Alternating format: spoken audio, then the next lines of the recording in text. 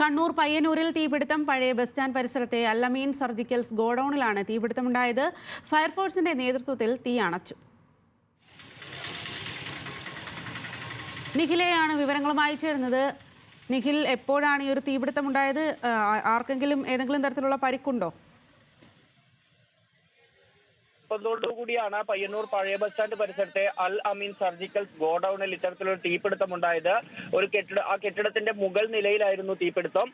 Fire force ഉടനെ തന്നെ സ്ഥലത്തെത്തി തീ അണക്കാൻ ഏതായാലും ഇപ്പോൾ സാധിച്ചിട്ടുണ്ട്. ഇപ്പോൾ തീ പൂർണ്ണമായും അണച്ചു കഴിഞ്ഞു.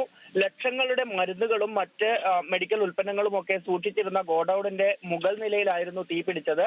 സമീപത്ത് നിരവധി കടകളും ഉണ്ടായിരുന്നു. എന്നാൽ ഫയർഫോഴ്സ് കൃത്യമായി ഇടപെട്ട് ഓരോ ഭാഗങ്ങളിലായി തീ അണച്ചു വന്നതോടുകൂടി ഈ തീ പടരുന്നത് തടയാനും സാധിച്ചു. ഏതായാലും ലക്ഷങ്ങളുടെ നഷ്ടമുണ്ടായതായാണ് പ്രാഥമികമായി കണക്കാക്കുന്നത്. ശരി നിഖിൽ.